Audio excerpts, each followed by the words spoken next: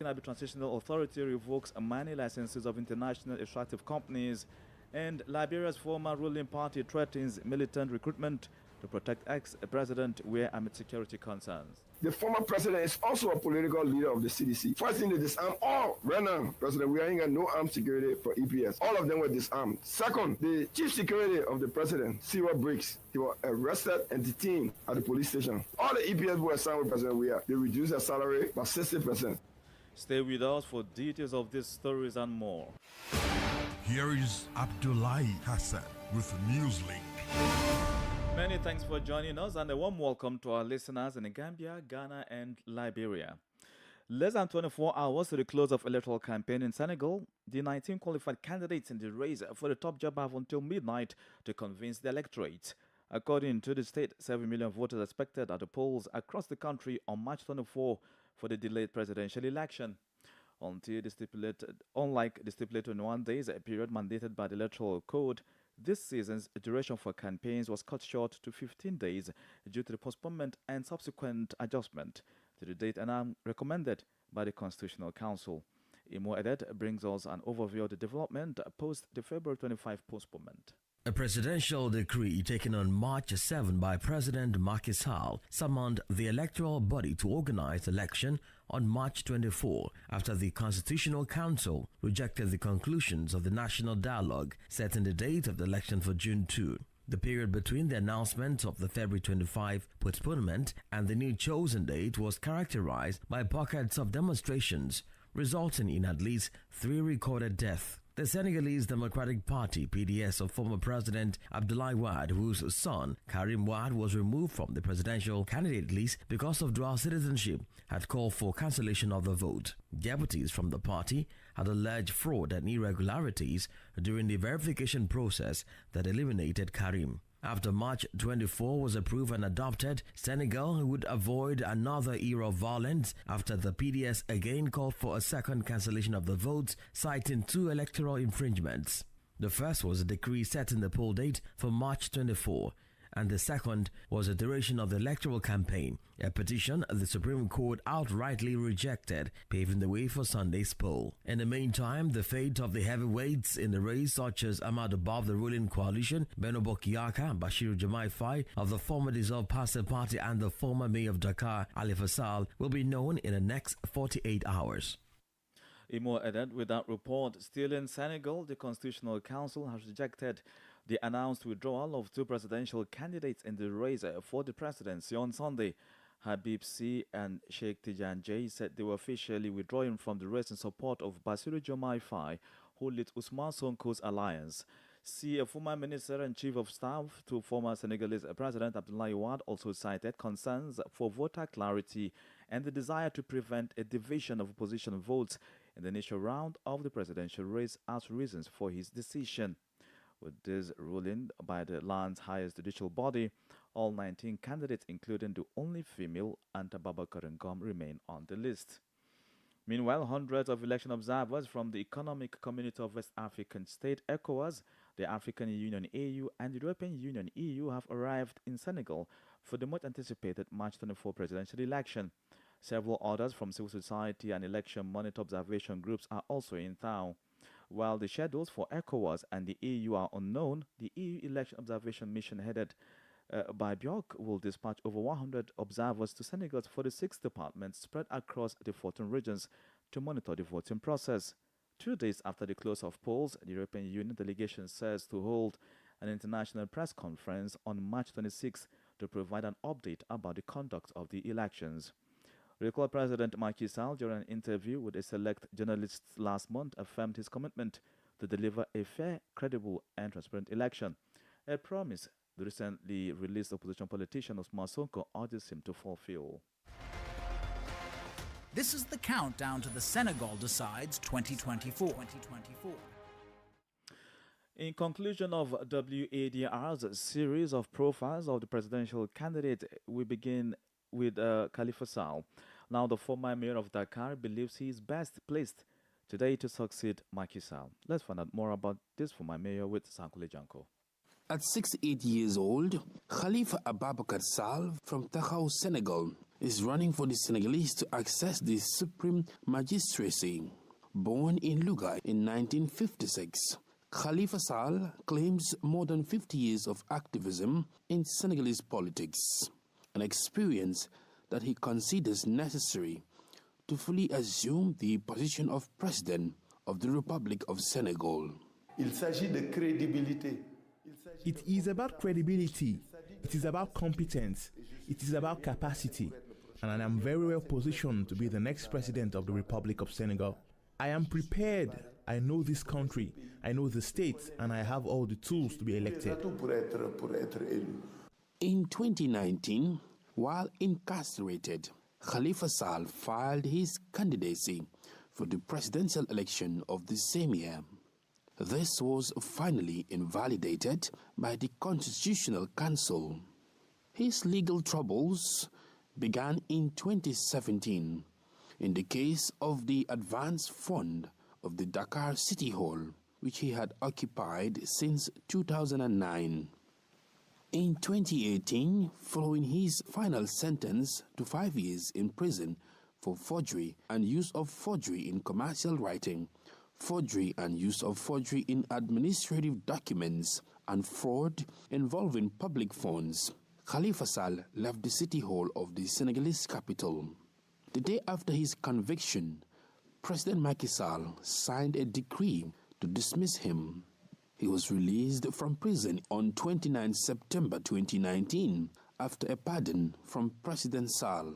Before joining the opposition in 2000, Khalifa Sall was appointed minister several times under President Abdou Diouf. On June 2, 1993, he joined the government of Habib Cham. He was appointed minister delegate in charge of relations with the assemblies. Khalifa Sall remained in office for 5 years before becoming head of the Ministry of Trade and Handicrafts until the fall of Abdou Diouf, defeated by Abdoulaye Wade in March 2000. Khalifa Sall also served in the National Assembly for several years. The first time was from 1983 to 1993. He returned to the House in 2001 and again in 2017. The 68-year-old, who defines himself as the heir of socialism, intends to reconcile the Senegalese and revive the country's economy if elected on the evening of March 24. Si je deviens président de la République, If I become the president of the Republic, my first mission will be to achieve national reconciliation. I also intend to restore the rule of law. To achieve this, I intend to reform the institutions. Economic recovery is also at the heart of my program because the social crisis we've been experiencing recently is due to a deleterious economy. And this will only be possible if we are autonomous in industrial production. industrielle. Described as a very constant politician, Khalifa Ababakar Sall aims to be the president of all Senegalese for the next 5 years. Thank you, for that profile. Up next is Ali Mamadou Dia of the Unity and Rally Party PUR. Less well known to the Senegalese population, the former United Nations official is presenting a program for society with a particular emphasis on youth. Oge Birika has more about Mamadou Dia's agenda.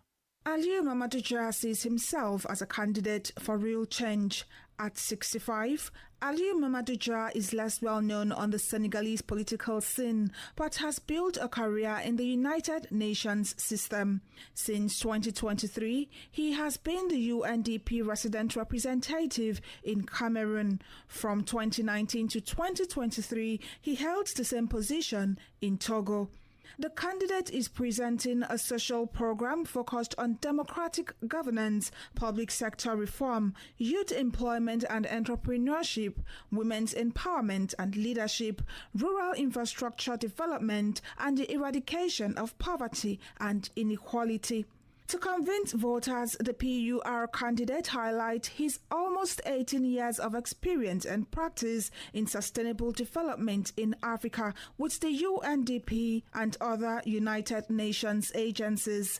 Aliou Mamadou Dia put Senegalese youth at the heart of his agenda. Nous allons créer, c'est dans notre projet, le plus grand. Our plan is to create the biggest job incubator for young people. We don't want to see any more of our brilliant, talented, and creative young people leaving our beloved country to sink into the Atlantic. I say to the young people of Senegal, don't leave, stay here. We are going to build this country with you. You are going to contribute the construction efforts to the development efforts of our beloved country. 70% of our population is under 35. I'm going to give young people their due. We are going to set up what we have called the Youth High Council. You will be among the decision makers with us. Aliou Mamadou Dia presents himself as a man of experience who intends to put his know-how at the service of Senegal. Ogebirika with that profile. More stories coming up on West Africa Democracy Radio. Newslink continues.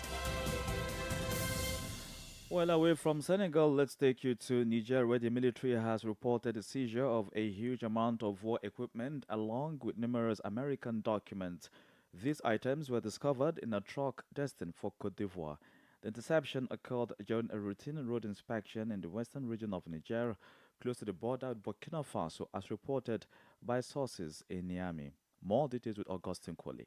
The Army's weekly operations bulletin, aired nightly on public television, reported the incident in the municipality of Terra, where an army unit intercepted a vehicle en route to Côte d'Ivoire, allegedly on behalf of the American force stationed in the country. Concealed beneath foodstuffs in the truck was a cache of weapons, as disclosed by the military command. The haul included over 1,000 rounds of ammunition of various calibers, projectiles, maps of localities in southwest Niger, bank cards registered to American citizens, a passport, and a driver's license. The Army has initiated an investigation through relevant departments to uncover the details and identify those accountable. This announcement follows escalating tensions between Niger and the United States. Recently, Niamey criticized military cooperation agreements signed with Washington in 2012, deeming them unfair.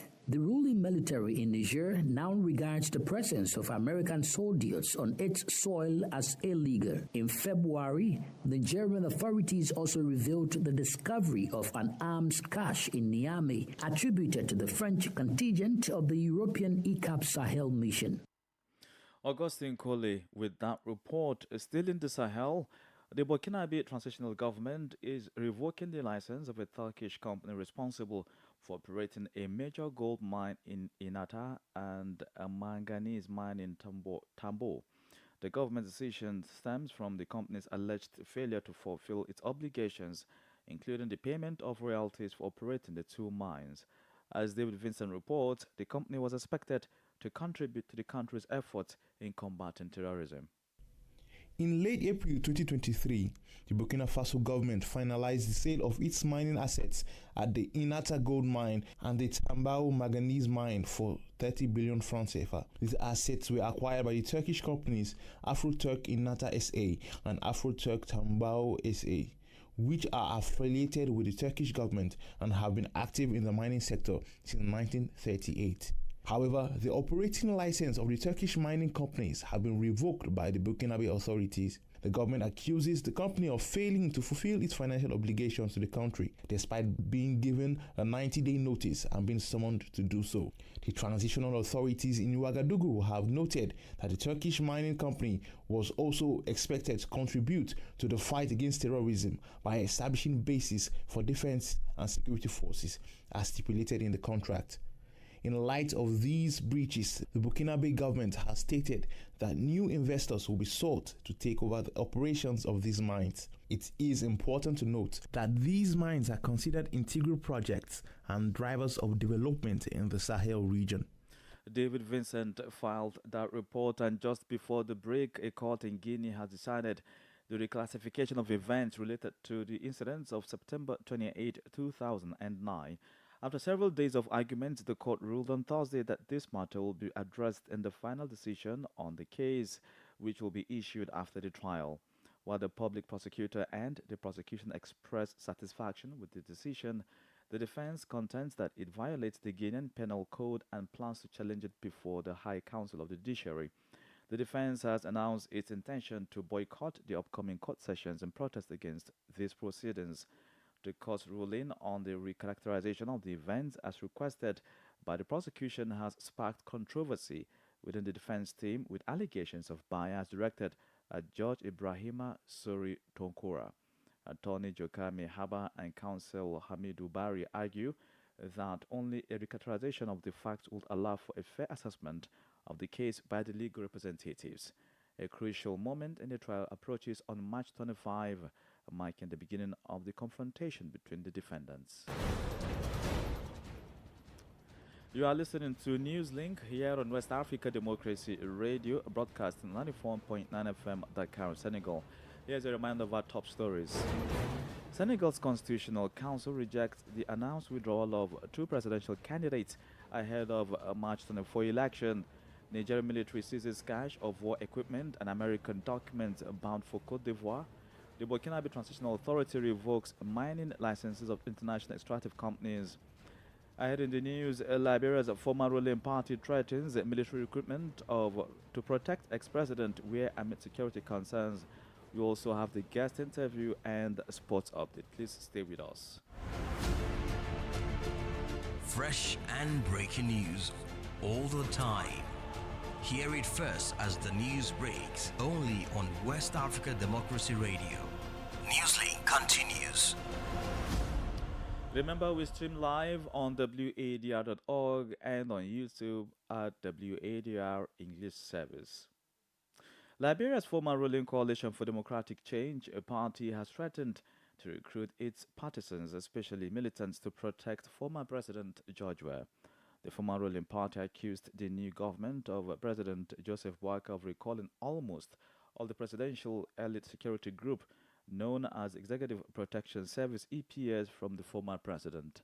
From Monrovia, WADR's Arlington Popper tells us more. Eugene Nangbe, a stalwart of Liberia's opposition party, the Congress for Democratic Change, accused the new government of recalling almost all of the Executive Protection Service agents from the home of former President Weah. He also alleged that a few officers at the home of Weah have been disarmed, stressing that the agents have been notified that their salaries will be slashed by 60%, hence the need for parties' internal security to protect the former president. The former president is also a political leader of the CDC. First thing, they disarmed all right now, President, we ain't got no armed security for EPS. All of them were disarmed.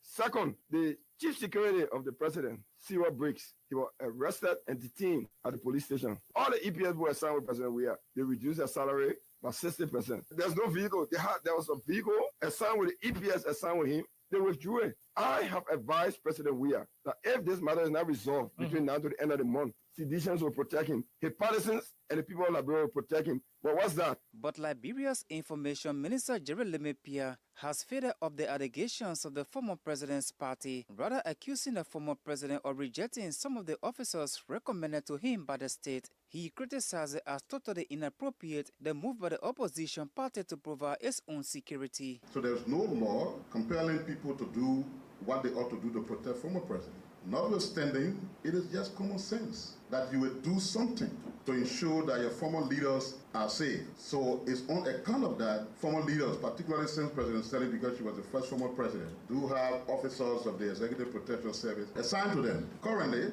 the EPS chose to assign 15 EPS personnel to former President Weah. The former president rejected 8 of the officers on grounds that he does not know them. Meanwhile, The communication director of the EPS, Philip Moe, waded into the matter, saying the protection of the former president by the state is not mandatory under the laws of the country. He went ahead to advise the former president to hire private security if he wished to beef up his security. For now, the former governing party has announced the commencement of the recruitment of thousands of its supporters in the coming weeks to protect former President Weah, a threat many believe could undermine state security. For Newslink on West Africa Democracy Radio, I'm Darlington Pogba in Monrovia. Politics, analysis on major news, social matters, and all. This is A Guest. Our guest this afternoon is El Haj Amadou Sam, a civil society actor who remarks about the electoral campaign set to end tonight and the Constitutional Council's rejection of the announced withdrawal of two presidential candidates in the March 24 elections.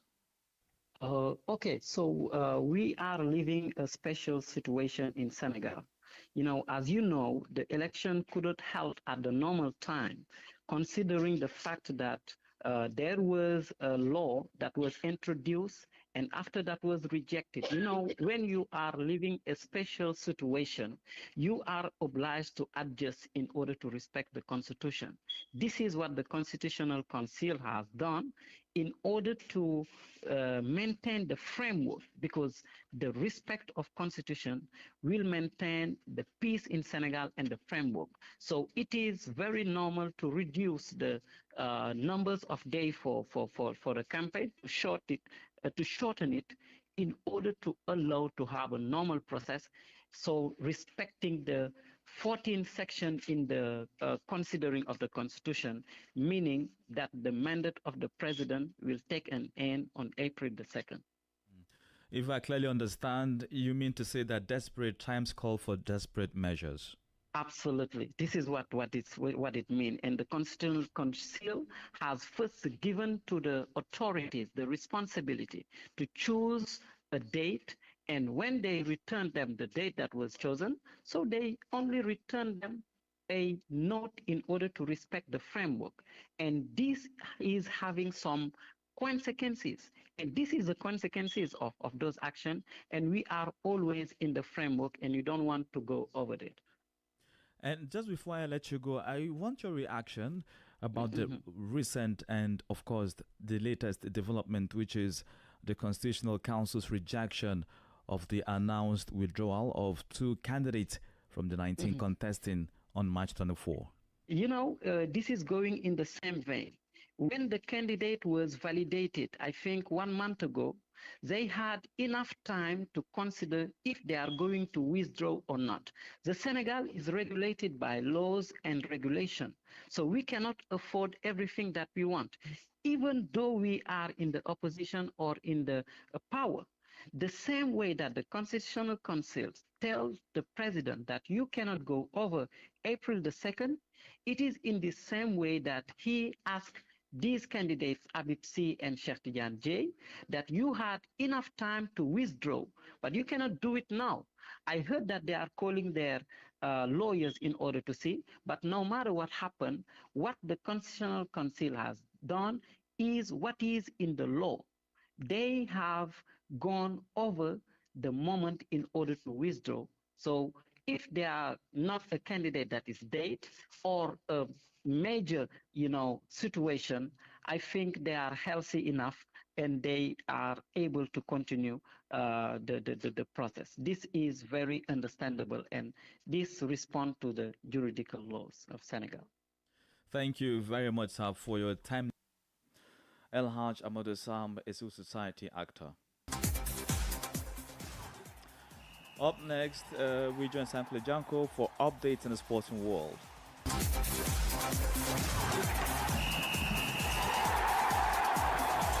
Hello there, a warm welcome and thank you for joining us. Host Ghana were crowned champions of the women's football tournament at the 13th African Games after a dramatic 2-1 comeback victory over defending champions Nigeria on Thursday night.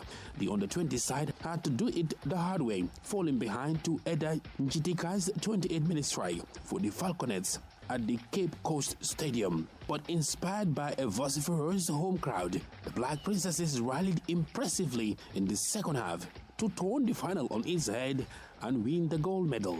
Tracy Worm's fine 78-minute equalizer took the match to extra time before Mukarama Abdullahi wrote her name into the Ghanaian folklore with a classy finish.